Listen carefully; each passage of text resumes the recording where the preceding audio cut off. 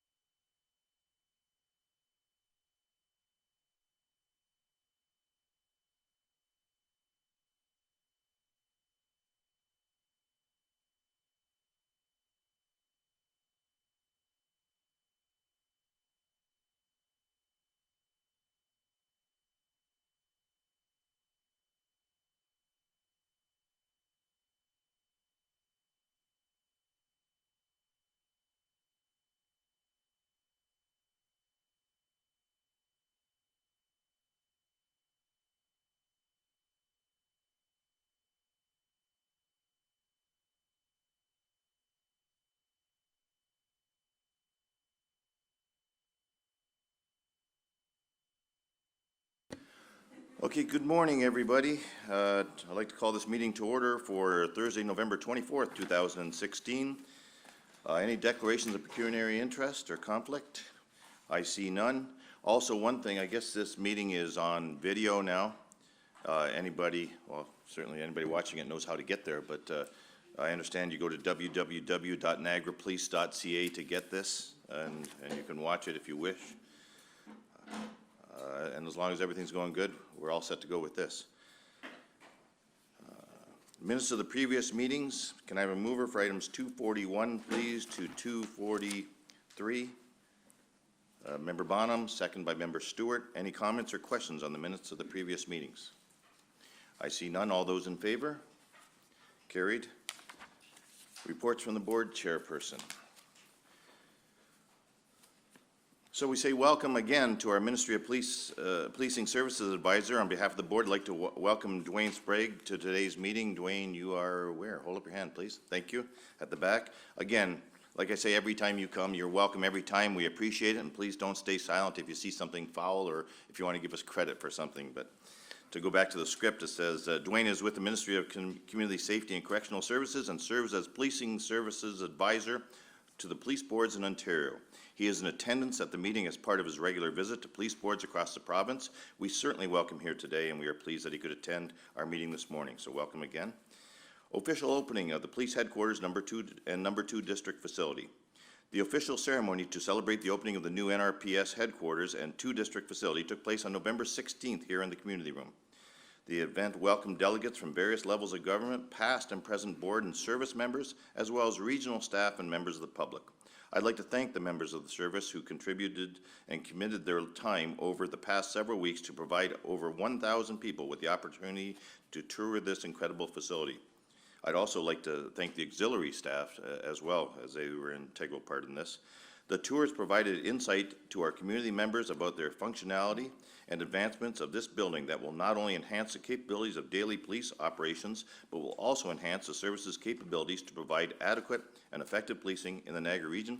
I'd like to defer to Vice Chair Ganzel because he as well as Deputy Matthews had their hearts in this project. Thank you, Chair. And through you, the opening ceremony, which was in no part a small undertaking. I think a lot of credit goes to the senior staff of service, and specifically Deputy Chief Matthews, who was instrumental in this along with Inspector Frayne. I'd also like to acknowledge Staff Sergeant Braun from the training unit, which was part of organizing the tours over the 3 days that they operated, and Sergeant Wallace, I think, who is resident in this building, again, played an integral role in getting those tours through. I'm delighted that we had so many people come through. It shows an interest in our building and also an interest in the Niagara Regional Police by our members of our community. So it was a good number of days, which culminated with the official opening, and I'm glad everything worked fine for us. Thank you. Thank you for that. Next, the City of St. Catharines Committee of Adjustment meeting. On November 17th, Vice Chair Ganzel and I attended the City of St. Catharines Committee of Adjustment meeting, specifically for consideration of the minor variance application for the new number 1 district police facility project at 198 Welland Avenue in St. Catharines. There were no objections raised at the meeting to the proposed minor variance application, and the requested variances were approved. Member Genzel, do you want to comment on that again? Or? Thank you. Just a few things. The Committee of Adjustment was one of the last check marks that we required in order to get that site ready for our next phase, which will be eventually putting the building's design out to tender. It is a process that could always have the odd question or something that might go off the rails, but I appreciate what the City of St. Catharines did in greenlighting the application that we had, the region had made on behalf of us. So it was a good event. Thank you, and I questioned whether we should be going to that meeting because of our sending it back for redesign, or at least for budget considerations for that building, but it had already been paid for, and just in case everything goes the same at that site, it was felt that we should still attend that meeting, which was the wise choice.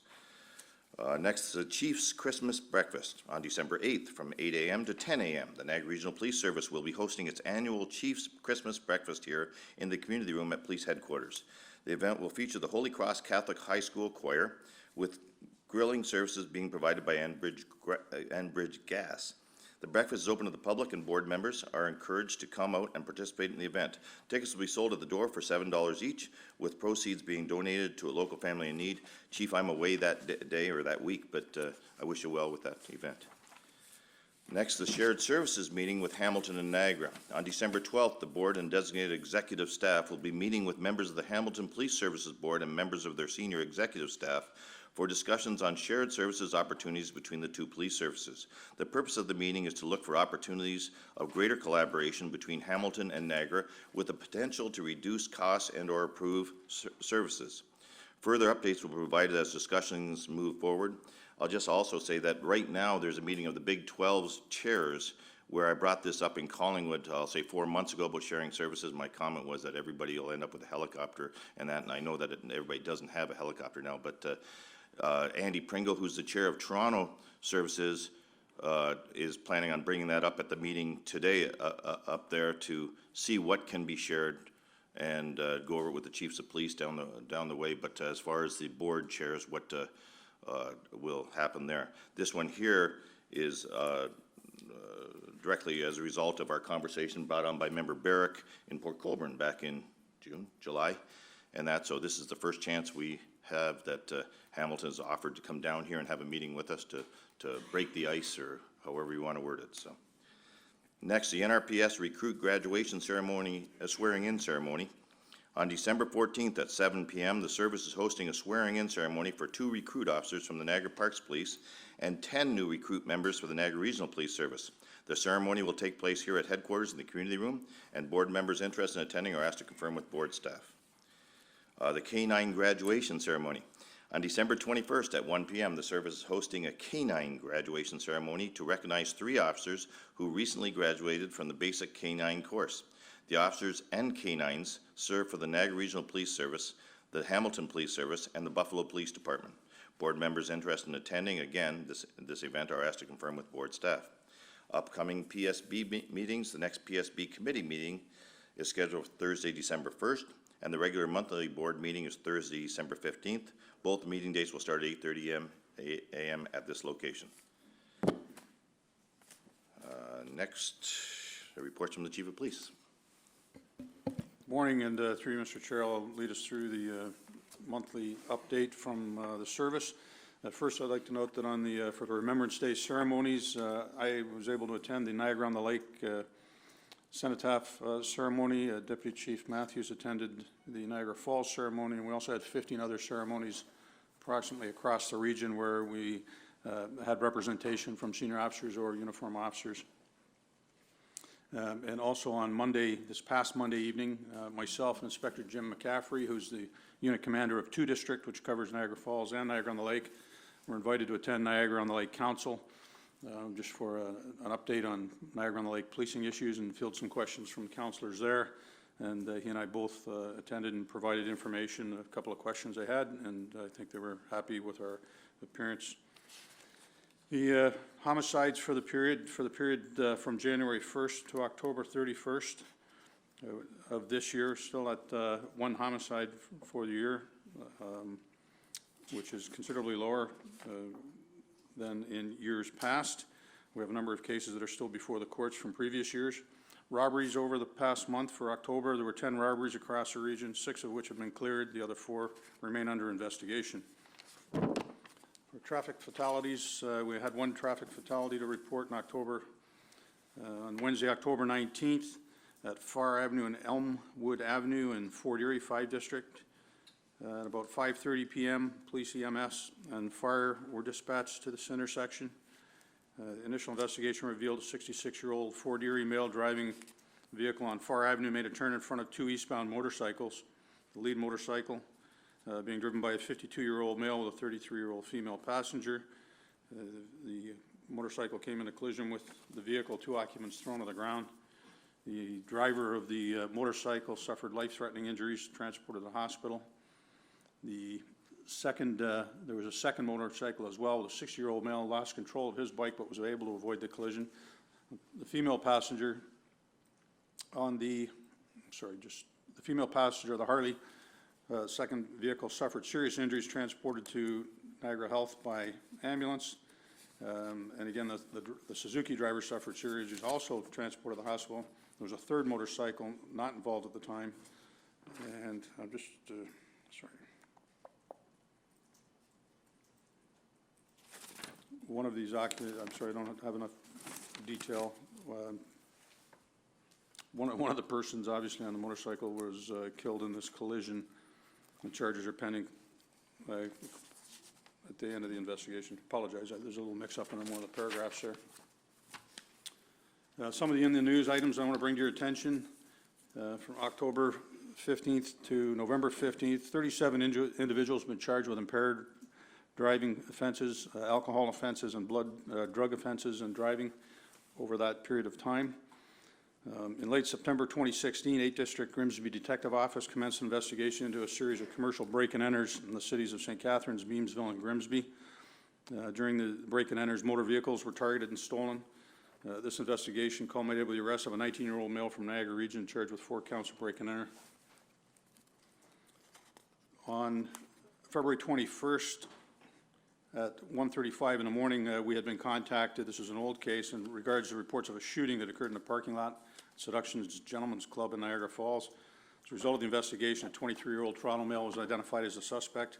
On October 18th, 2016, this male was located and arrested in Ottawa and returned here charged with a number of offenses, including attempt murder and firearms offenses. October 27th, Niagara Falls Street Crime Unit, with the assistance of Intel, executed 2 search warrants for drug search warrants at 2 Niagara Falls homes. 4 persons arrested, a total of $1,300 worth of various drugs, including cocaine, hash oil, and marijuana. On October 28th, we responded to a bank robbery that just occurred in the city of St. Catharines. Lone male suspect entered the bank, waited in line, got to the wicket, passed a note to the teller demanding cash. With the assistance of the public, 1 District Detective Office was able to identify the suspect as a 40-year-old male. And the following day, on the 29th, our ETU officers located, along with a team of crisis negotiators, the male was located in St. Catharines, arrested and charged with that offense. On November 1st, 2016, NRPS, we received a call from St. Catharines officers received a call to Brock University for a male protesting on campus property. The male left the property prior to police arrival. This male had been displaying a large sign and talking with a megaphone. The male was identified as Fred Bracken. Began to draw a small crowd. A physical altercation occurred between Mr. Bracken and we believe to be a student at Brock University. As a result, the student received severe facial injuries, investigated by 1 district, and as a result, Mr. Bracken's been charged with assault causing bodily harm.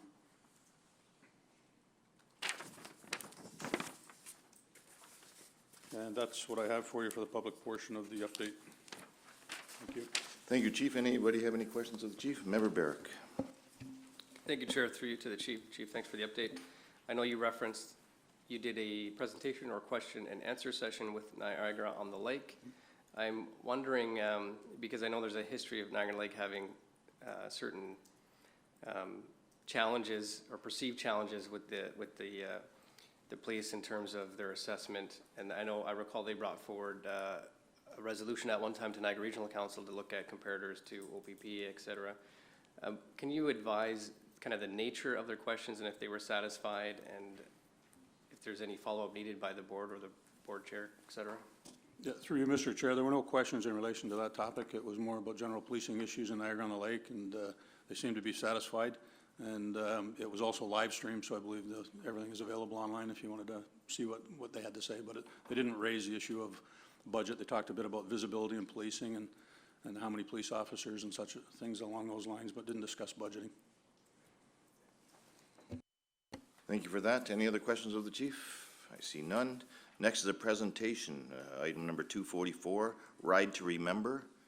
Is that group here? Is it a video, or are you coming up to the podium, please? If I could introduce for you, Sergeant Sean Briggs has been involved in organizing and leading the Ride to Remember. And I'll let Sean, I know, has a presentation to give you, but I'll just let him go ahead. Thanks, Sergeant Briggs. Our presentations are 10 minutes, but like we're a bit flexible. Okay, thank you very much. Yep, please hit the button for the mic.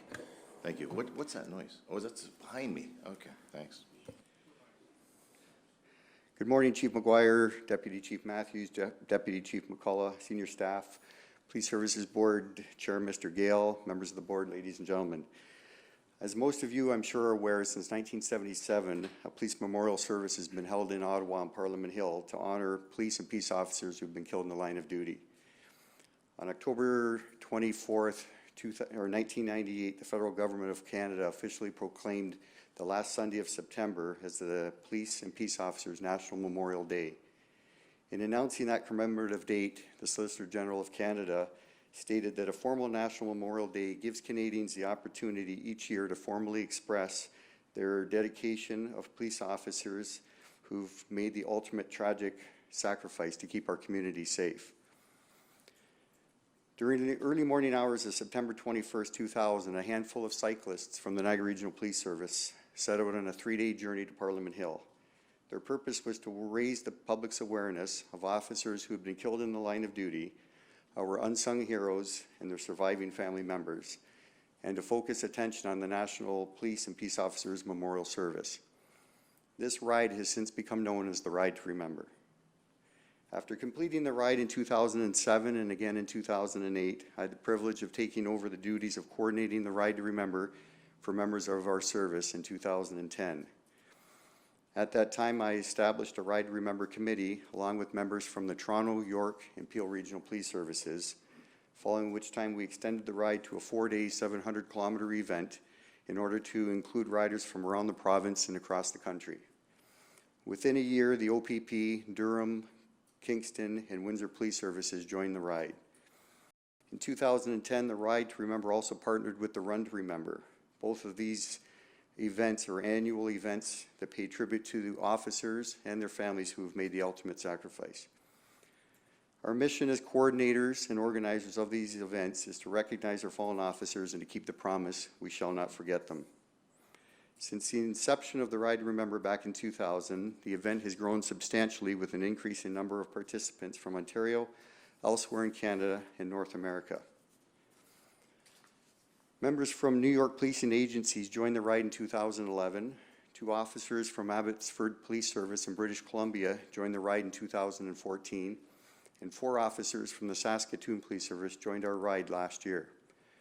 All these policing agencies have since established annual Ride to Remember events in the respective province or state that also take place during the last week of September. Some of those participants then fly into Ottawa, where they join us for the annual Sunday parade to Parliament Hill in the National Police Memorial Service. This year's ride included an unprecedented 144 cyclists representing 23 policing agencies throughout Ontario and across the country, including 2 officers from Nova Scotia and retired deputy sheriff from the U.S. We also had the privilege of riding alongside Canadian National Cycling Team member Ed Veal. For the first time, the Ride to Remember was also able to secure an outstanding corporate sponsor, that being Canadian Tire. Through the Canadian Tire sponsorship, the ride further partnered with Jumpstart, the Canadian Tire national charity that helps children. I'm proud to say that the Ride to Remember has evolved into an event that has and continues to raise the public's awareness to our fallen officers and the National Police and Peace Officers Memorial Service. Over the years, the ride has included cyclists representing some 30 police and agencies from across the country and North America. We've raised tens of thousands of dollars that go in support of the National Memorial Fund, these funds that are used to financially assist families of our fallen officers. Since taking over as the Ride to Remember Chair and team leader for the Niagara participants in 2010, I've annually sought out the assistance and support of both the Niagara Regional Police Service and the Police Services Board. This support has included financial assistance and the utilization of both human resources and capital property. As such, I feel that it's long overdue that the Niagara Regional Police Service and the Police Services Board be recognized for their ongoing commitment, support, and assistance to this worthwhile event. Therefore, on behalf of the Ride to Remember, all the Niagara members that have participated in this event over the last 16 years, and myself, I would like to present a frame print I have here of the Police and Peace Officers Memorial Pavilion, along with the enclosed Ride to Remember Challenge coins, to Chief McGuire and to Police Services Board Chair, Mr. Yale, and again say thank you.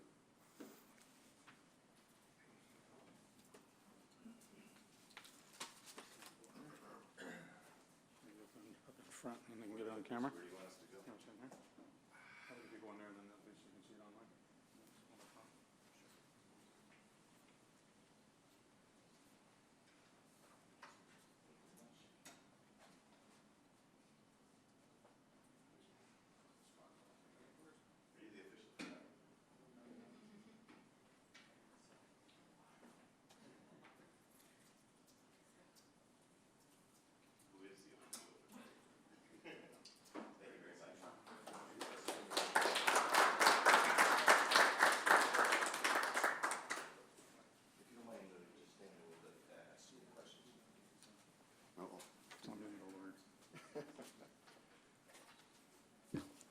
Thank you for that, Sean.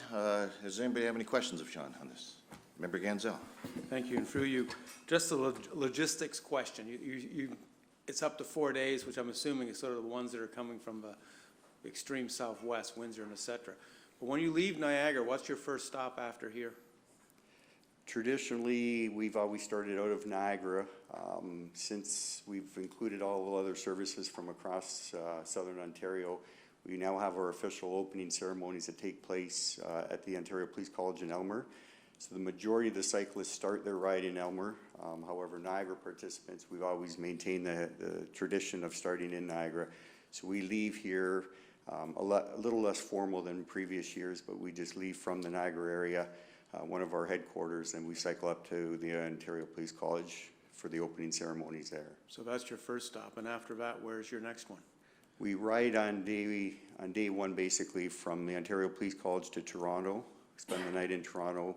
Day two is from Toronto to Belleville. Third day is Belleville to Brockville, and then the final day is Brockville into Ottawa. Okay, using Highway 2, I suspect? For the majority of it, yes. Yeah. Okay, thank you very much. Any other questions? Okay, I have one. So the purpose of this is more thought than money. Am I correct in that? Yes, it's the public's awareness of the fallen officers and the Police Memorial Service. And I get that, and that's very admirable. If you do have money, where does the donation go to? Or if you have money left over, or do you ever have money left over? Because I imagine it's a cost to all of you. There's a substantial cost to all the participants, but the majority of any monies that we do raise, any profit goes to the Police Memorial Fund, and that's a fund that's held in trust by the Peel Regional Police Service, and those funds go to the family members of fallen officers. In the event of a death, there's certain monies that are attributed initially to surviving children, first or second children. Very good. Is there anyone else in your crew with you here today? Unfortunately, no. There are a few senior staff members that have done the ride over the years, but this year's participants weren't able to make it this year. Well, you're giving us credit by way of a plaque, but the credit goes to all you and your crowd, so thank you very much for that. Thank you, sir. Motion to receive on this. Can I have a mover? Member Stewart and Member Marshall. Obviously, all those in favor? Carried. No deputations, Deb? Consent agendas. I'd like to move items 245 through 256 together in one block. Can I have a mover and a seconder for that, please? Member Barrick, Member Bonham. Who wants to be the first lead off on any questions from 245 to 256? Member Marshall. Thank you, Chair. Through you to Lisa. Which item, though? Could Oh, you- I'm sorry. Item 247. Excellent. Oops, 248. Sorry, I apologize. I'll give Lisa a chance to find it. 248. I can't hear you, Lisa. I'm sorry. SIG report, is that the one you were referring to? Or is it 247? Item 248 is licensing. Okay. License, okay. You find it? I'm curious, do we have a P&L for the licensing department now?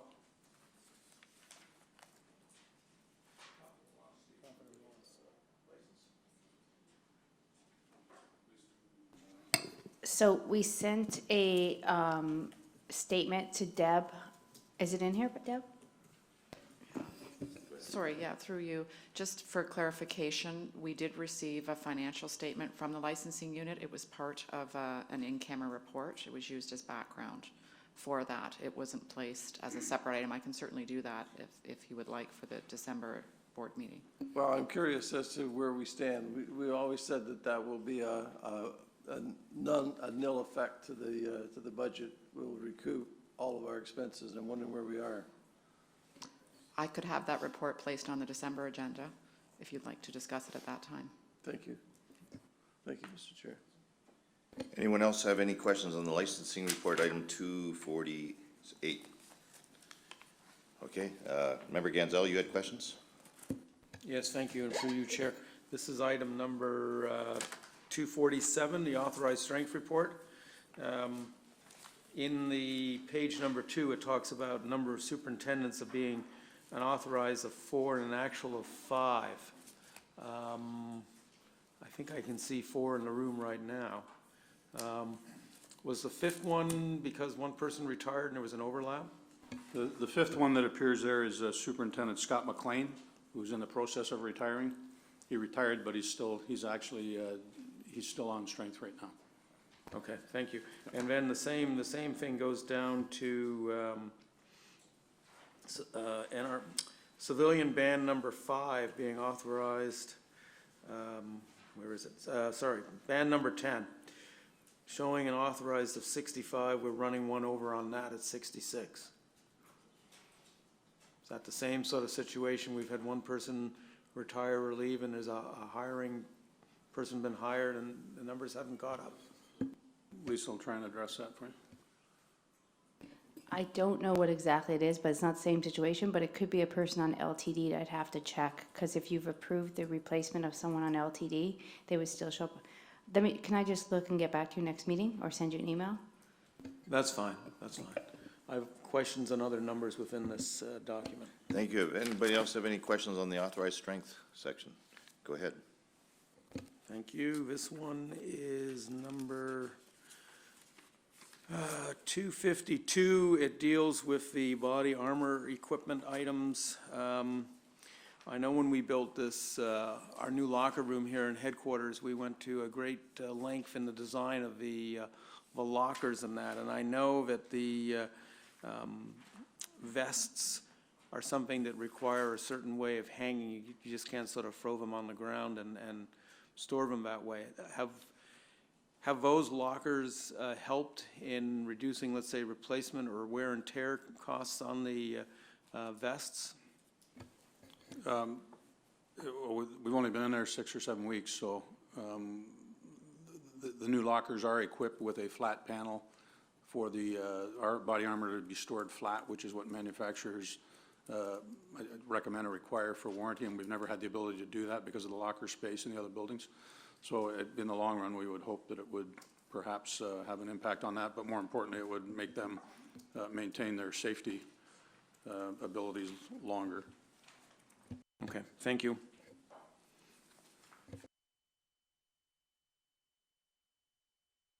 Anyone else have any questions on that section? Go ahead. Thank you. 254, which I think is still part of a consent agenda. This is the Traffic Management and Enforcement Road Safety Report. On page 6, under vehicle stops. In 2013, we were at 10,000. 2014, we dropped to 8,300. 2015, we're now down to 6,200. Can somebody explain, I mean, it's almost a 50% drop in vehicle stops. Yet, I think, Chief, you referenced there, you've had a fair number of impaired driving offenses in the last month or so. But what concerns me is, from an enforcement perspective, our vehicle stops are substantially down. Yeah, this is, these numbers here, you see, obviously have nothing to do with any of our regular uniform patrols that are out there every day stopping cars and arresting impaired drivers. This is specific to those that are assigned to ride programs. And unfortunately, we're just not able to man as many ride programs as we have in the past. We're not able to, due to staffing constraints. These are done above and beyond their regular tours of duty, often as pay duties and supplemented with on-duty people. And when we get to minimum staffing levels, we're unable to staff them at the rate that we used to be able to. Okay, thank you. On this item, Member Marshall, then Member Stewart, and then Member Marshall. Thank you, Chair, and through you, just on the ride scenario, I know that each year that I've been on the board, the ministry does provide some funding to support ride programs. Is this something that's impacted that perhaps that money, that as boards or whatever, we should be increasing the amount of, or asking the province to increase the amount of money for ride programs? Especially since there seems to be a direction in society for marijuana use being legalized and whatever, and of course that's going to have impacts on road safety, just as alcohol does. So I'm just curious as to, when you say that the resources, we're wondering if maybe we could be asking the province to up the amount of money that they provide. So in other words, we could run more programs based on that. I'm just curious of whether you think that would have an impact or whether our board should consider a letter to such effect. Unfortunately, it's not the dollars. We do receive in the paragraph above on the top page of page 6 there, we had $43,900 in grant money last year during the time period that we're reporting on from April 2015 to March 2016. The challenge is personnel. We simply can't fill the positions. We don't have enough, we would need more uniformed police officers to do that, because as I said, this is often above and beyond their regular tours of duty, and we simply can't fill enough positions. So I don't think the money would solve the problem. It's the lack of manpower. Thank you. Member Marshall. Thank you, Chair, and through you to the Chief. Excuse me, on page 3 of the report, it shows fatal collisions and life-threatening collisions. And I don't know whether the fatal collisions are included in the life-threatening collisions or whether they're separate. But you have 7 staff in this department, and if they're investigating 37 collisions, it boggles my mind that it takes 7 staff for 37 investigations. Perhaps you'd comment on that, Chief.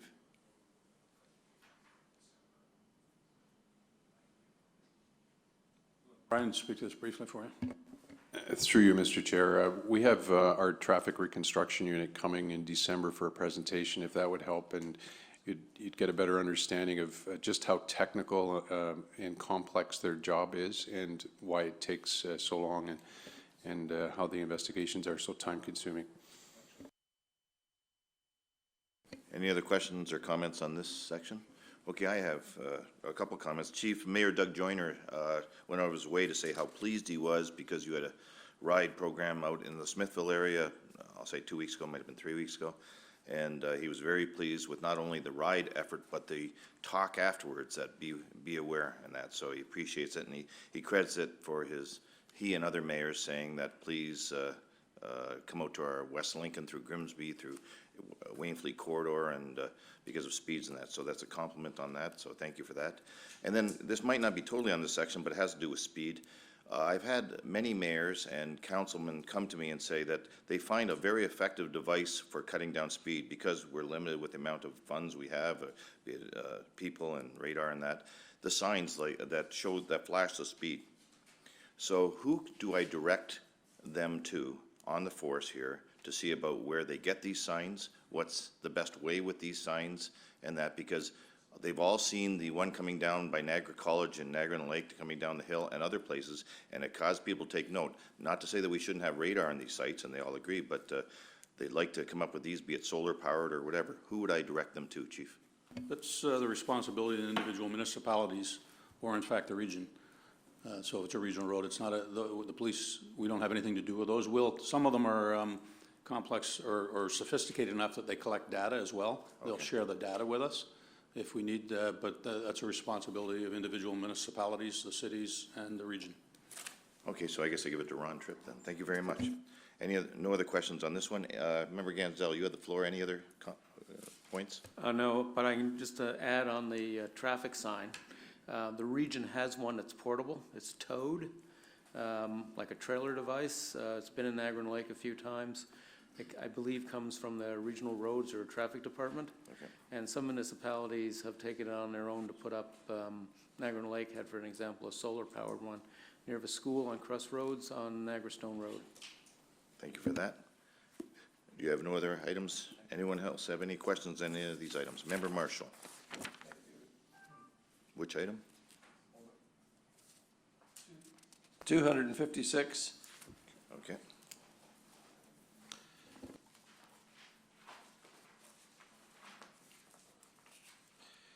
I'm looking at page 3, but I'm curious whether scrap yards are included in the regular monitoring or licensing. And of course, this comes after the scrap yards receive some stolen material.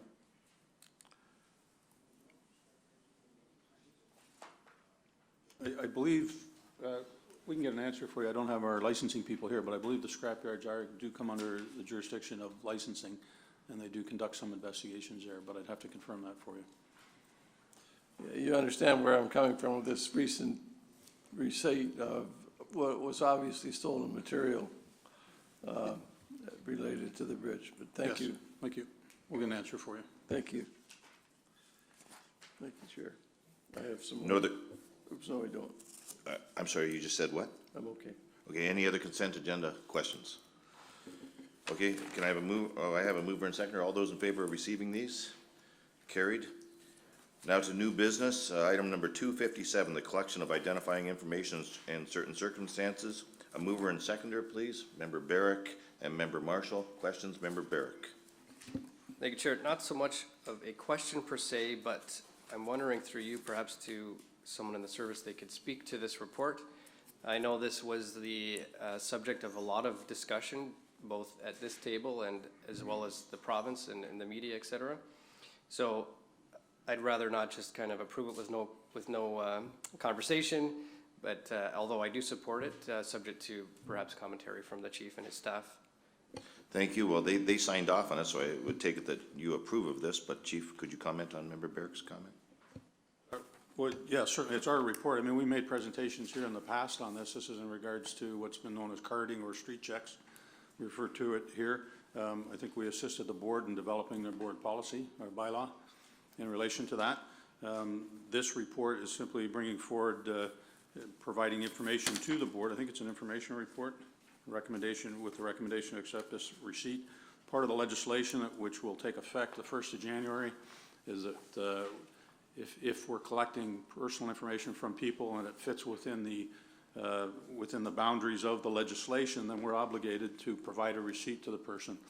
The hope was that the province was going to develop a provincial-wide receipt that would be consistent across the province. That has not yet happened, so we had to be in a position to do this. We have people on a committee working with the OACP with police services right across the province, which was chaired by Chief Brian Larkin from Waterloo Regional Police. And we're satisfied that this receipt we've developed here will satisfy the legislation, and we need to have it in place for the first of the year in the event that the province doesn't come through. So that's the purpose of just informing the board. Great, thanks for that. The recommendation does note that the board tentatively approved the drafted receipt document for use, I suspect as of January 1st. So because it's tentatively approved, I'm understanding perhaps there's going to be something else coming back to us in the future, or I guess my question is, why is it a tentative approval versus just approving it?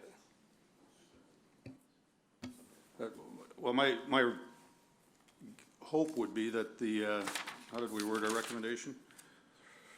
Tentatively approve the drafted receipt. Perhaps it should read to approve this in the event that the province does not develop a replacement receipt prior to January 1st of 2017. That makes more sense to me now, thank you. Can we change that wording so it's appropriate?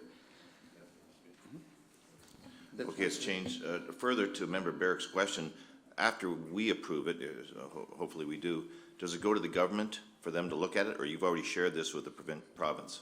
No, we've built it in accordance with the legislation that they're tabling, so it fits the legislation, so we don't need to go back for approval. In the future, I guess if somebody felt that it wasn't accurate, then they would have some recourse with the government, but we're satisfied that it fits the legislation as tabled, and it's a lot of work has been done across the province to develop this. And vetted through our Police Legal Advisors Committee at OACP. Okay, Deb, I'm sorry. Deb, could you read out what the new, Yes, through you. Could I just ask the chief again, what was the last part of the motion?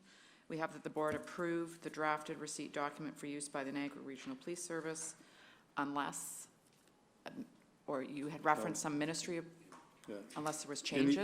I think what I said was, in the event that the province does not come forward with a provincial document prior to the January 1st, 2017 enactment of legislation. Yes, thank you. okay, who are the movers and seconders of that? Member Barrick and Member Marshall? Are you okay with that, both of you? Any other questions on this? Member Barrick? If I may, if I still have the floor. One last question is with respect to communicating this to the public, will there be some kind of press release or some information going to the public that this is effective January 1st and this is what people can expect? Yeah, I think the province has already done that, but we can certainly put something out locally to ensure that people understand, and we'll put something out before the end of the year. Member Stewart? Thank you, Mr. Chair, and through you to the chief.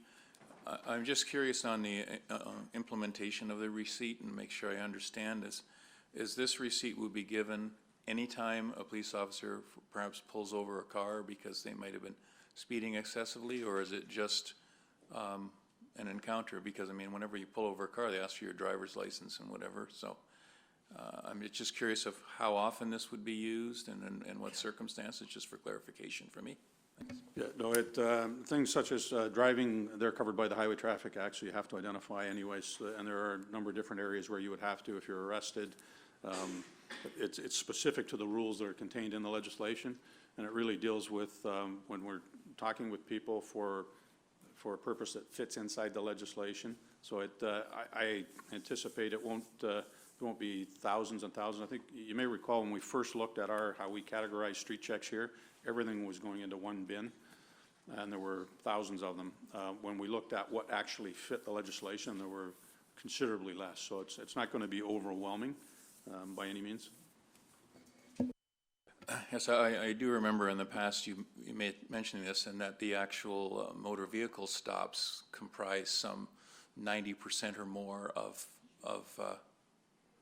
you know, shall we say, interactions with the public that required information. So I was just concerned about, you know, whether we'd be dealing with tens of thousands of these, but it appears historically it may be, you know, considerably less than that. That's correct. Thank you. Thank you, Chair. Member Gansel? Thank you, and through you and to the chief. This receipt that is on page 3 of the report, is that roughly what the size is? Like it's in some sort of a booklet stapled or something? It's very close to the size. We actually had a prototype of them, and they look very much like that. In the event that a officer does not have a, let's say, quote, booklet of receipts with him, and not to take away from his responsibility of policing, can he still do the street check, but he won't be able to issue the receipt? Like, how do we handle that type of situation? Well, they'll have to be prepared. In order to comply with the legislation, they have to be able to have a receipt with all of this information. Everything on here is governed by the legislation, so they'll have to have it. Basically, without the receipt, they can't do a stop, a street check Well, stop. they could do if they got into that situation, because sometimes these interactions in the beginning, they don't fit the legislation, but through the conversation, it develops into fitting. They would have to call for someone to bring one. Okay. Or they're, in the future too, I mean, we are moving towards printers in the car. I suspect we would have the opportunity to make an electronic where you could print something directly from the car and hand out. But for January 1st, we're being pushed by the speed of this legislation all year, and this is where we are now. Okay, thank you very much. Any other comments on this? Okay, Chief, I'm going to try and choose my words wisely on this, but every now and then I err. In the past month, I've had 4 different times officers and once a sergeant meet with me off the record and just say how morale is down so much as a result of this with carding, and how things have changed worse for police officers, and they were really down. And I explained to them how bad it was, and I say bad, back in the 70s when I was a police officer, for police officers getting away with things that probably shouldn't. It wouldn't be tolerated today. So my question to you is about morale with the police. And I said to them, these are changes. We represent the community. The government tells us what to do, and we have to do it. And I also said, and this is where I might err in my words, but this was brought on by the Toronto-Brampton corridor, and as a result, we have to follow the rules of it, even though I haven't had any complaints on things like this. My question to you is morale on the police as a result of this, and is there a way that you can address this with the officers, or your staff can? Because if I've had 4 of them come to me and have meetings of how their morale is down, and I was a bit harsh with the job that they do and how things change, and they've changed over the last 30 years, but can you comment on what I've just said with regards to morale with the police? Because if I'm hearing it, I imagine you're hearing it a lot more. Well, frankly, I'm not, to be quite honest with you, other than on some rare occasions about some things. I recognize across the province there has been, when this legislation came out, some frustration and concern about how it might impact the roles of the officers. But I mean, in fairness, as I've said to you in the past as well, sir, I'd be happy to speak to these officers if they would like to speak to me about this. However, that hasn't come to any fruition. I truly believe that morale overall is in very good shape. But then again, I'm not so naive to believe that people who are completely embittered about their job are going to come up to the chief every time they get a chance to say so. But I mean, we have an incredible workforce here of very professional people. I see people going out doing their job every day with smiles on their face, living up to the oath that they swore. And of course, they sometimes become frustrated over continued intervention, government intervention over things that they feel they're trying to do their role.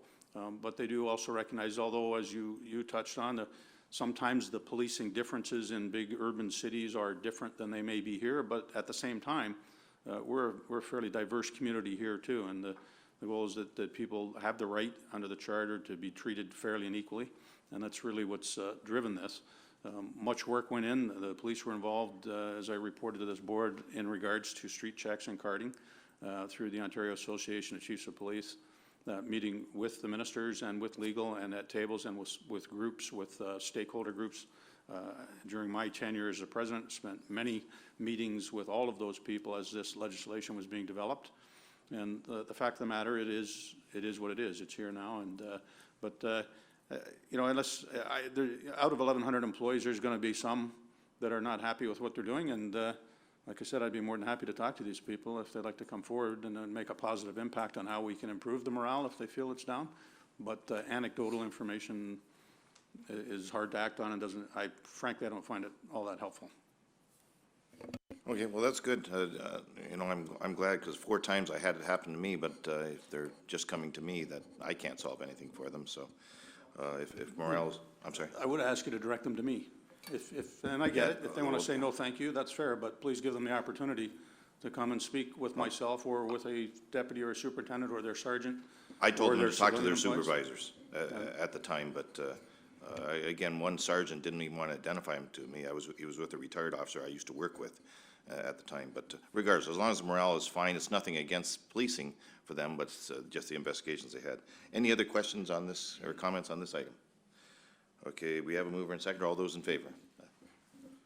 Carried.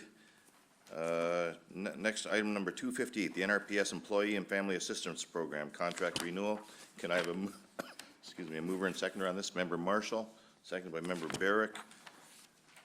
Any comments or questions on this item? Member Ganzel. Thank you, and through you, Chair.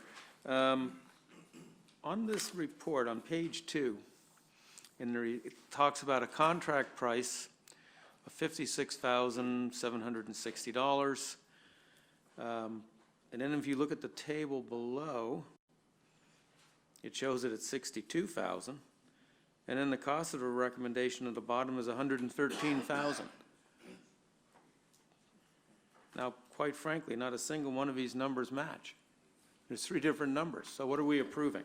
Well, I like the 56 because it's the lowest amount. I think if, with respect, I think if you look at it again, what it says is that the price was, reduces to $56,760 for the year 2017. And then if you look at the cost of the recommendations, that's for a 2-year period, which is 2 times $56,760, which in fact equals $113,520. I missed the 2018 on that last line. It's fine, yep. Member Marshall. Thank you. Through you to Lisa again. Lisa, are we going to be billed directly by the company for this $56,000, or will that become an allocation from the region?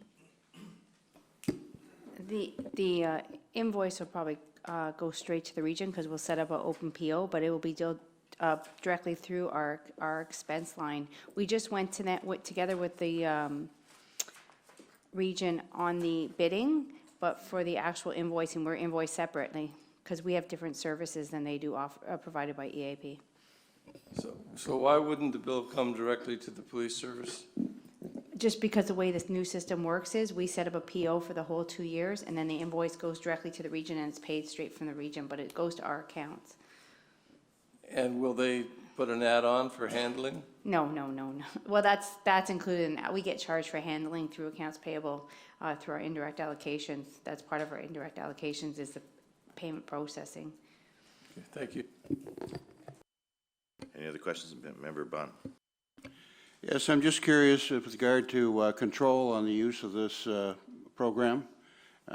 Is a referral necessary from a medical professional in order to enter into the program, or if not, where is the control on the usage of the program? Thanks.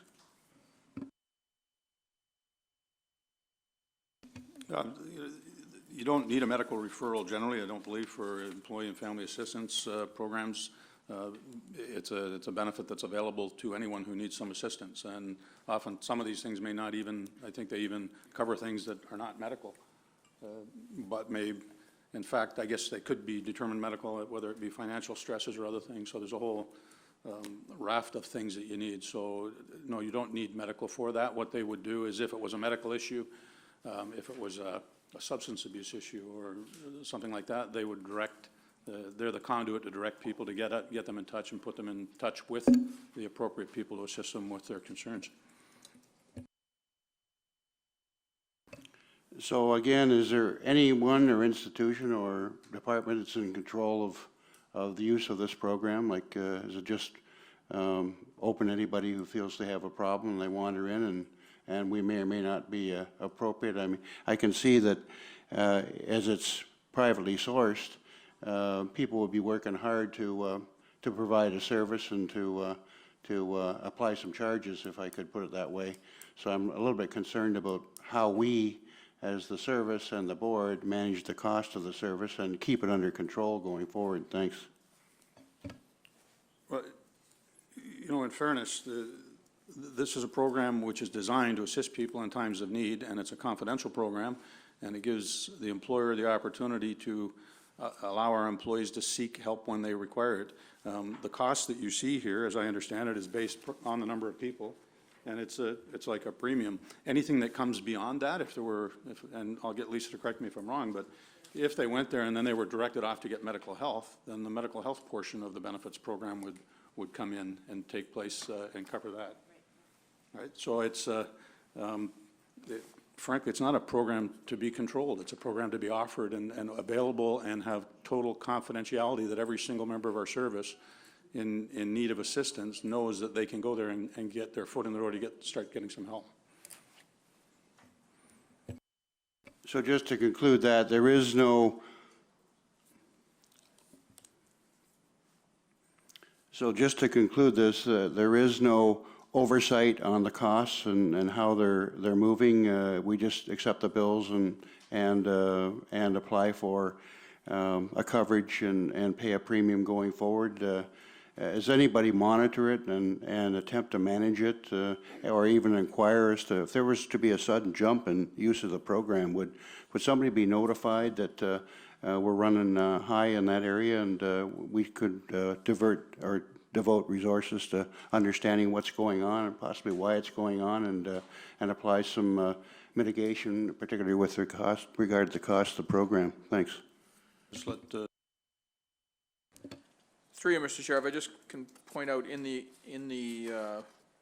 document that's attached, which is the RFP and the agreement, the pages aren't numbered, but it is the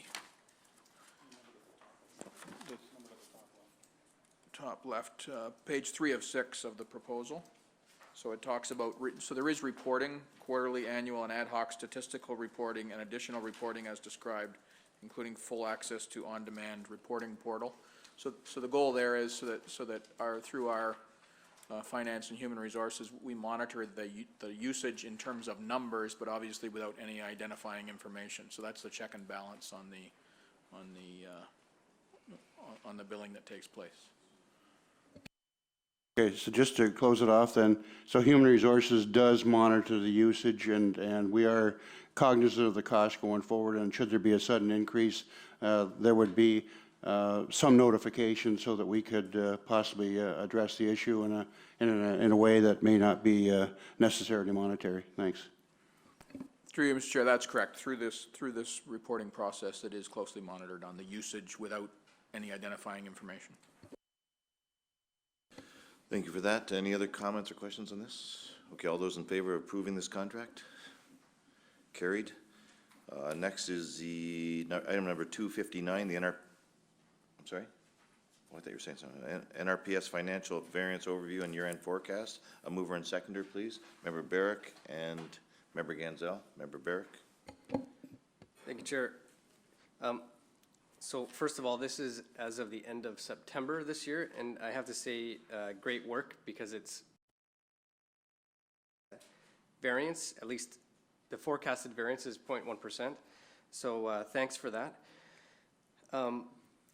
However, I did note some rather large anomalies within that, and one in particular, I believe, in the Appendix 1 is line item 10, other allowances and benefits, is up almost 300%.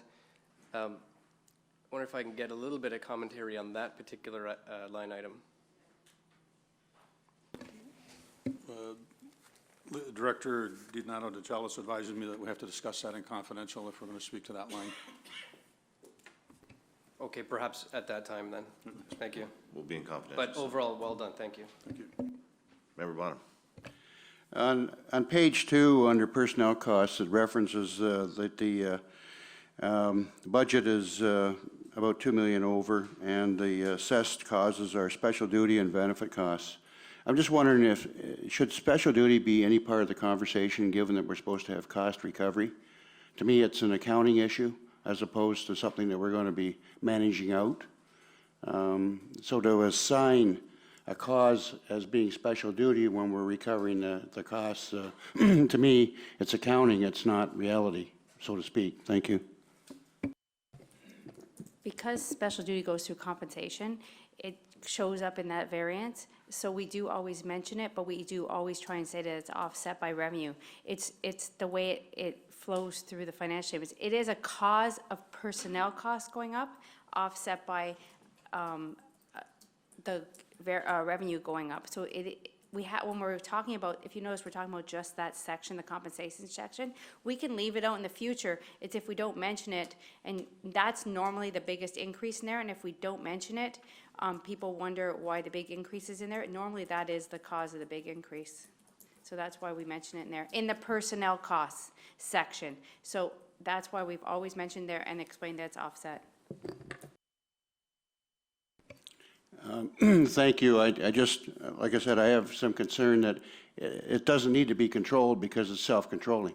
And therefore, because it's offsetting, I don't understand the necessity of bringing it forward as a cause for us to be over in our personnel costs.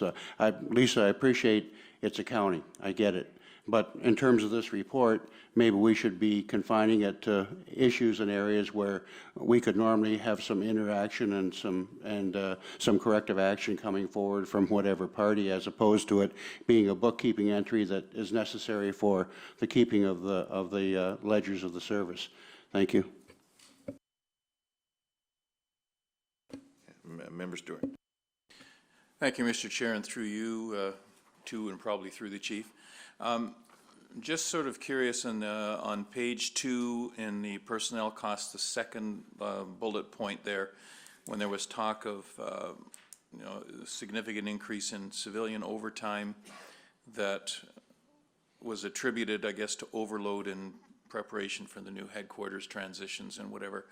So do we anticipate that this is sort of a one-time overage and overtime and that it will not be repeated, or is it something that we should be looking at and saying, are there other ways to sort of reduce the requirement for overtime, even if it means staffing adjustments? I'm just kind of curious of whether that's intended to be a one-time item or not. Through you, Mr. Chair, the preparation for the transition to the new headquarters was a significant factor, so we don't expect that to be repeated in the future. That's right. Any other comments or questions on this item? All those in favor? Carried.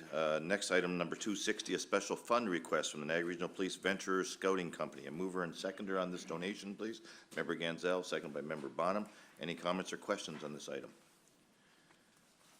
Okay, I have one, and I imagine, Chief, I'll be directing it to Superintendent McMullen, who's the liaison officer on this, but if you read this report, this is everything that we're about. This is one of these proud moments that I speak to.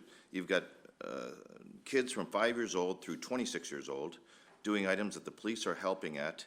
They're helping do parades and things like this. It follows our business plan, the business plan that we get chastised for all the time, but regardless, with community engagement and that, everything about this is wonderful. I have a question for you, through you, Chief. I would take this with Superintendent McMullen or yourself. How many scouts are involved in this, and is it girls and boys? Mr. Chair, the group is made up of girls and boys. Right now, we have 8 members of the Police Venture Group. We also have another venture group in Niagara that is kind of tagging along with us. They're not so much focused on the vocational piece of it, but we include them in our outing because they're a smaller group. They have 5 members.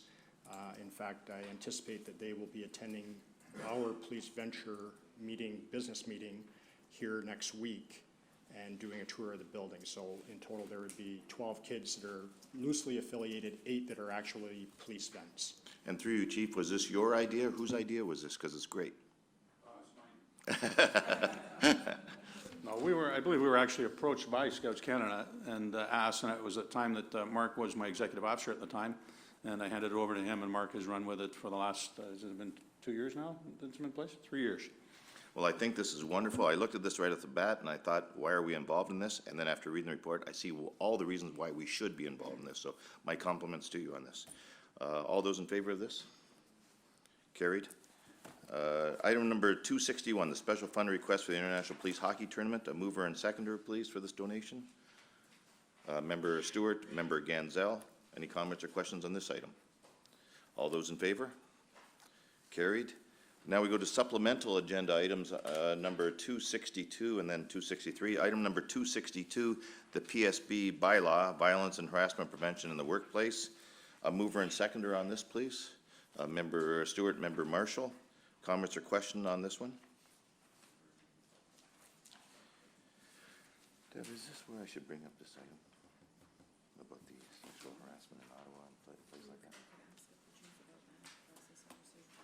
Chief, I'm going to bring up that item I mentioned to you before at this time. I was going to bring it up in new business, but maybe it falls on this. As police board members, we are made aware of news with police forces throughout Ontario, probably Canada as well, if it's major. And in the last week, I'll say a week ago, we received a report in Ottawa of a female officer complaining about, I believe it was sexual harassment from workers there. In Toronto, there was complaints, I believe it was gender equality. In Peel, there was a complaint about the chair there giving an inappropriate hug. All these items, my question to you is, we certainly have policies in place, but I'm going to ask you, is there policies in place for the record? And after talking to some lawyers about this, after reading it, I have to make sure, or our board has to make sure, that all our employees are aware that of the policies and where to go if they have a complaint or questions on it, and they feel free to do this. So I'm asking you to comment on that, please. Yeah, certainly, thank you, and you did make me aware that this question will be coming, and I did, Acting Inspector Dave Mazzotti, I believe, is still in the room. He's filling in for Marco right now, while Marco was tied up on some other issues, and I asked Dave to do some research so we had all the information for you, and he's prepared a great deal of information for me. But yeah, absolutely, the answer is that we do have all of those things in place and all of our employees. The unfortunate thing is, as you've heard me say before, we hire from the human race. We have 1,100 human beings working here, and from time to time, things occur that shouldn't occur, but we do everything we can to make sure that that our employees have the ability to bring things to the attention of people and take some kind of an action to stop inappropriate behavior. I'll go through a little bit for you. We do have workplace harassment policies and reporting. The legislation that we're covered by, as well as the Ontario Human Rights Code, the Occupational Health and Safety Act, Accessibility for Ontarians with Disabilities, the Police Services Act, and the Ontario Regulation, which is the Code of Conduct for police officers. In addition to that, the Provincial Adequacy Standard, through the Ministry on Equal Opportunity Discrimination and Workplace Harassment. It dictates that procedures are to be established by police services to respond to and to prevent harassment in the workplace.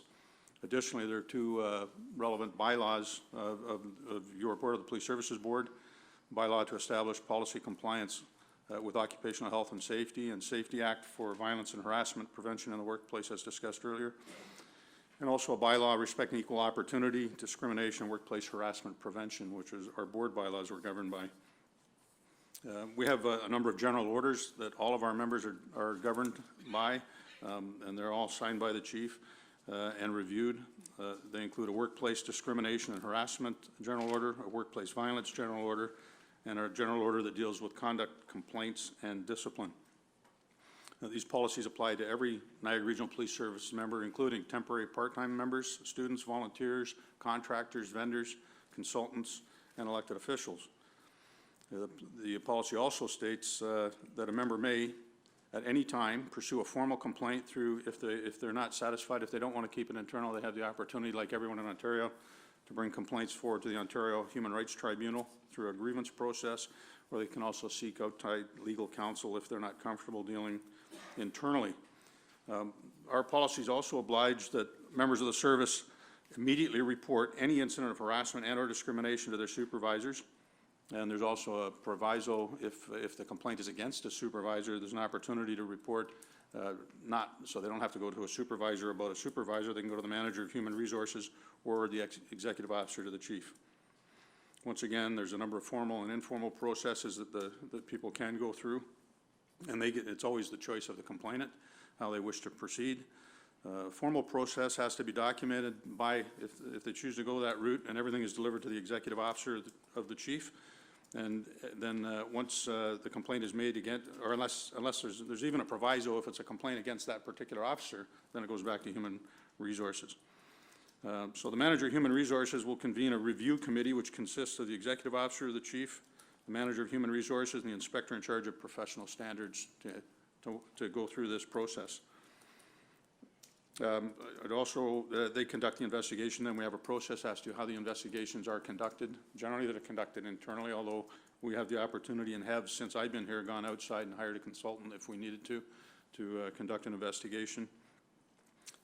We are in the process of arranging training in March. We're hoping to train a number of our people, and we're working with other police services now, contacting them, to see if we can do a joint training process here to bring the instructors here to teach them on the investigations, the proper method and legal method of investigating something such as that. We also have a mediation process, which is in the situations that are not at the most serious end of the scale. If the complainant consents, we can go through a mediation process to resolve those things. So as far as training, you asked about how do we know that our people know what they can do, first of all, what they can't do, but also what the prohibited grounds and things, that behavior that's not tolerated, as well as the routes in order for them to file complaints if they wish. So in 2009, all sworn members, special constables, auxiliaries, and civilians were required to receive training as it pertained to workplace discrimination and harassment, and that same general order. Much of that was completed. In 2011, a further in-service training series was conducted with sworn members, special constables, and auxiliaries. And from 2012 onward, all constables that are coming into the service, special constables and auxiliaries, when hired, receive a full day of training, which covers topics of the Ontario Human Rights Code, workplace discrimination, harassment general order, the workplace violence general order, a number of other things here as well. These courses are currently being taught here by Human Resource members Kathy Ross, Nicole Adelino, and Donna Marlowe. We currently have 2 dates set aside this year to do some catching up. The first is on December 13th for 2 new special constables, and the remainder of that course, openings will be filled by civilian members that have not yet had the training, and there's a second course coming up in December. Additionally, the Ontario Police College training recruits, every recruit, as you know, goes through the OPC. They all receive training. They receive a 90-minute session on acceptable behavior, including those same topics of diversity, professional practices, workplace harassment, and workplace violence. Some other points of interest, IRIS, which is our homepage that all members have access to on their workstations, and I believe they have access in the car to IRIS.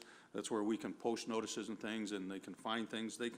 They're all well trained on that. They can go in and search every single general order, find all kinds of information they need, follow the processes if they feel they need to make a complaint. The promotional study material for both our own service, when people are applying for promotion, we give them packages to prepare to study for exams and interviews, same as the Ontario Police College promotional study material for all members competing for the ranks of sergeant, staff sergeant, and inspector. They receive information which also contains a considerable amount of information on those topics. And last of all, the general orders are updated. They're on a constant review, audit, and our workplace discrimination and harassment general order and the workplace violence general order were both last reviewed in August of this year and signed off by myself. And as a matter of routine, when updated, a service-wide email goes to every member directing them that there have been changes to review.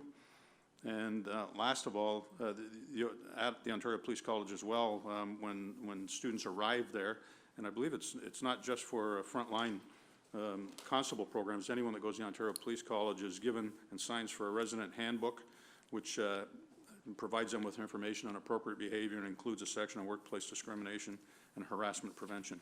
So all that said, I think we are extremely well prepared in what we make available for our people and the manner in which we handle them. At the end of the day, there will, unfortunately, as I said, with 1,100 humans, there will be cases where there are violations and issues that need to be dealt with, but we take a very strong stance on that and trying to make our employees as comfortable as possible to make sure that people are not violating any of these. So if you have any other questions on that, I'll try and field them for you. Thank you very much, and thank you for researching that for me when I told you I was going to be asking the question. So I have one question, Deb, I'd like to put in the minutes. You are confident, you and your deputy chiefs are confident that at any given moment, all of our officers are aware of the policies and understand the route if they have any complaints. as I said, it's available to every single one of them. We train them on it. We provide the general orders. Yes, the short answer is yes. Thank you very much. And I'll just advise the Chair of Corporate Services, I'll be bringing that up at the region at your board next time as well. Any other questions on this section? Member Bonham.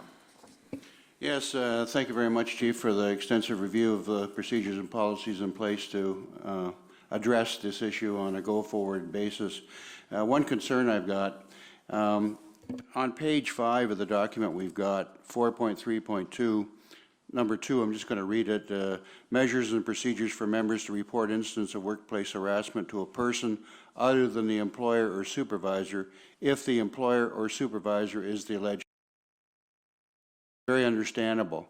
However, when I read it in the press, as Chair Gale has already mentioned, in a lot of these cases that have gone on for years, the reports of harassment have not gone to upper management, not because the upper management was in the position of being the alleged harasser, but because these people had lost faith in the upper management taking any kind of substantive corrective action once the concern is brought forward.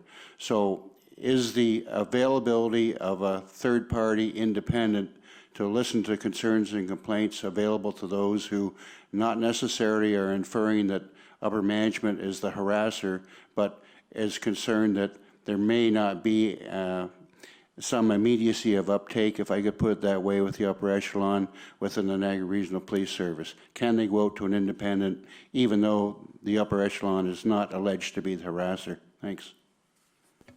Yeah, they certainly can, and at the end, at the highest level of it, they can go directly to the Ontario Human Rights Commission if they wish to file a complaint about the manner in which they've been treated. And I believe also I mentioned in the general order that they have the opportunity to seek outside counsel as well if they wish. So there are many opportunities to go outside, and and not to minimize anything but what's in the news, but I mean, there is a case ongoing that's been referenced here in Toronto, and it's but I would. And I know nothing of the facts of that case other than what I've seen in the media, but I would also remind that there are some 8,000 employees with the Toronto Police Service, and I worked there a long time, and I'm not suggesting everybody was perfect again. They have 8,000 human beings, but that opportunity does exist to go outside.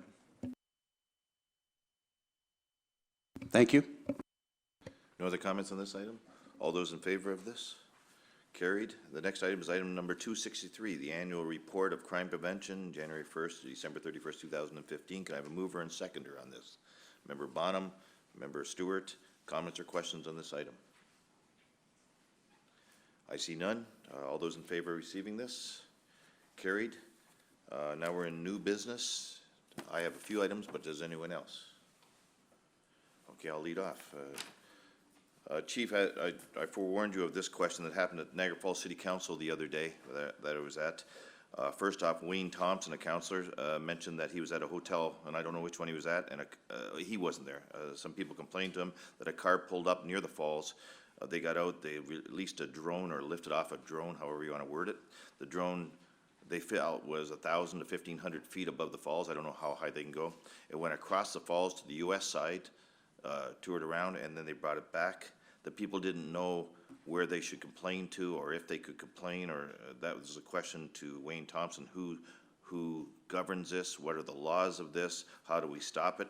Then Mayor Diodati brought up that he's heard complaints about these drones going across the river and possibly dropping stuff. You never know what happens there with contraband or whatever.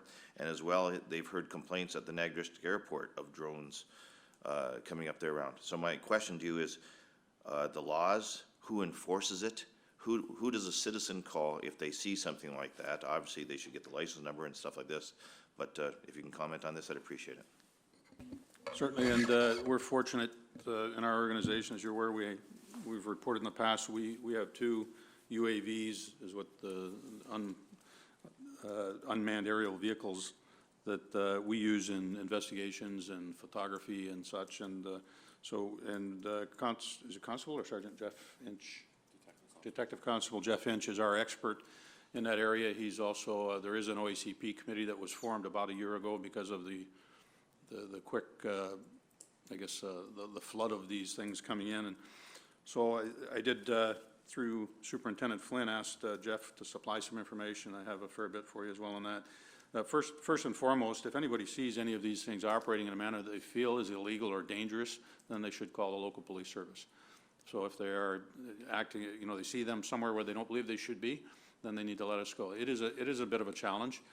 As you know, if you see one of these things way up in the sky buzzing around and you call the police, at this point, it's difficult for us to be able to know where the controller is or how to follow or what's going on, but it should be reported to police if they feel it's dangerous or an improper use of a drone.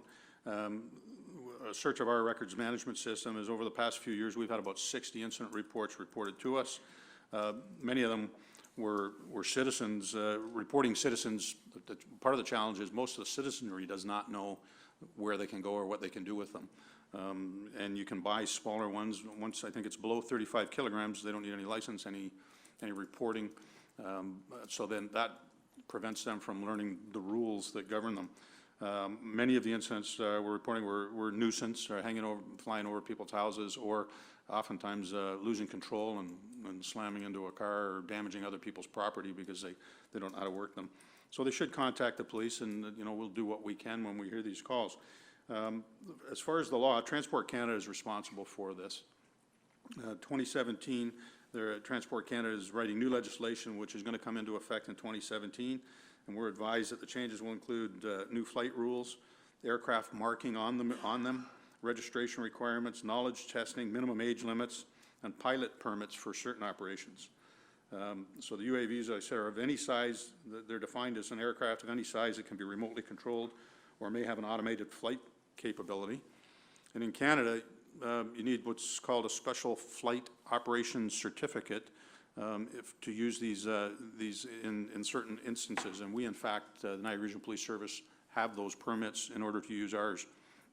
However, the rules are far less stringent for the general public. As I said before, if it's below 35 kilograms, they don't need a license, they don't need a certificate to fly, but they do. There are the rules that they're going to learn very quickly, I gather, in 2017.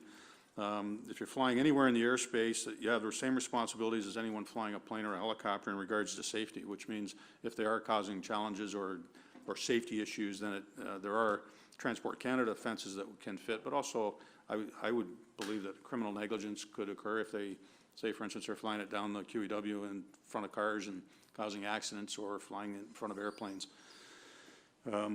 There are a number of rules.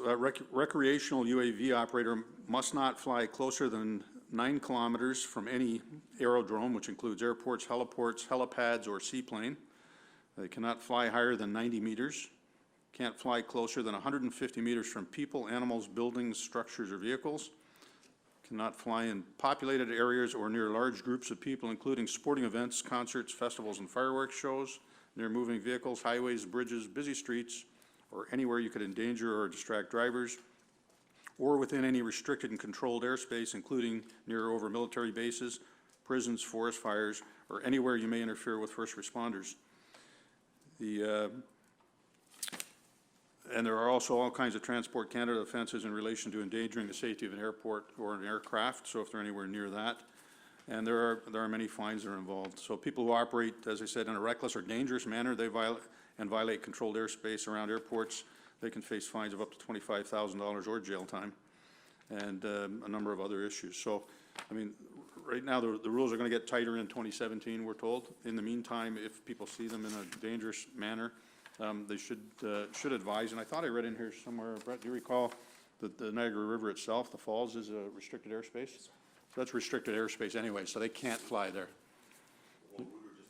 Across the, I believe it's right across the river. Everything in relation to the gorge and the river is On the border. restricted airspace. Restricted airspace where no one can fly anything. So, other than the tour, obviously have the certificates that they require, the tour people. So, hopefully that assists. And I would encourage anybody that's interested, I think if you go to the Transport Canada website, I expect that they have some links and more information that if they require. Yeah, I would concur with the superintendent there. If I remember from looking at air charts, basically from the helicopter site at the end of Victoria all the way around the falls is a restricted zone, and there's, I'll call it a cooperation of clockwise and counterclockwise routes for the helicopters, so. But more importantly, our officers, are they equipped to issue an offense notice under the federal regulations, under the Ministry of Transportation regulations? I think more likely what they would do is if they got the complaint is conduct an investigation. If it fit a criminal offense, they could lay criminal charges. I don't know that it would violate a bylaw, but I think they would gather the information, collect the information, and get in touch with Transport Canada ourselves, and they would proceed with the charges.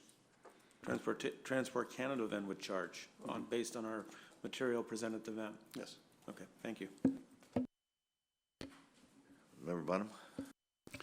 Is there any sense that with the new legislation necessitated by the UAVs, that Transport Canada has any intention of offloading the responsibility for investigation and enforcement to Transport Canada personnel and offloading it from local policing? Thank you. I can't answer that. I don't know. I mean, things like that have happened in the past. Okay. Any other questions on this item? Okay, Deb, you have to help me here. I would like to make a motion or use it as direct. I can't make a motion. One of the board members would have to, but I would like to have a letter sent to the Niagara Parks Commission asking if they could put up signs along their route if it's illegal on the Niagara River. Because the comment made from the city councilors was, what happens if they go 1,500 feet and hit a helicopter over top the falls or some of this? And I'd like to request the Niagara Parks Commissioner consider signs illegal for drones or wording to that effect all the way along. But again, that's a cost, so they'd have to consider it. But do I need that in the way of a motion, or is that just direction, Deb? Okay. Any comments on my thoughts there, or is that okay with everyone? Member Barrick? Thanks, Chair. I don't mind it being a board resolution because it'll give the letter more weight, perhaps. I know it's a request. Would you mind making a motion on it then? No, I'll make that motion, sir. Okay, a seconder for that motion, Member Ganzel. Any comments or questions on that motion? Go ahead, Member Ganzel. I agree with the motion. I think, though, probably the chief and his executive should have conversation with Niagara Parks Police on the matter as well. If you can incorporate that into the motion, please, please have conversation with our chief and senior staff about it, but we suggest signs on the Niagara Parkway along the lake to lake about drones. Member Barrick? Thank you, Chair. If there's a letter, I think we should reference the rationales for public safety as our number one concern. Okay. All those in favor of that? Carried. And we had movers and seconders on this item, so all those in favor of this item, that's supplemental. Number two, no, that was just me bringing it up about that, so we're good on that. Okay, my last item, again, Chief, I brought it up to you this morning.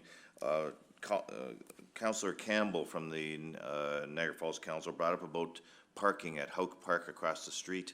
I know it's not a big issue because certainly with the grand opening, we had people parking there. But if you can comment, please, on, and then I'm going to ask somebody to respond, a letter from your service or whoever to the city of Niagara Falls, because they were saying that they're worried about Houck Park, the parking across the street, ruts and that, if we're going to continually be using the parking over there. I don't believe we are. I think it's just special occasions and those things happen, but please comment on this. I'll let Deputy Matthews is on this. Through you, Mr. Chair, through the whole construction process, we received excellent cooperation from the city of Niagara Falls, and we were invited to utilize Houck Park.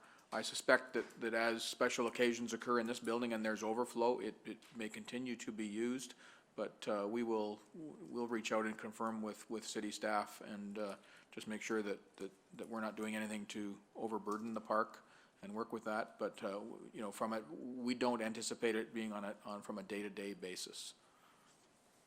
Thank you. May I ask for a letter sent from yourself or whoever to City Mayor Diodati and his council, just addressing that and just saying those? Thank you. Any other new business? Member Deputy Matthews. I just want to clarify just the one item on, I think it was on 256, Member Marshall had a question about scrap yards, and I can confirm that they do fall under the bylaw for secondhand stores. Are you okay with that, Member Marshall? Okay. Okay, this meeting's adjourned. We'll go into camera next. Thank you very much.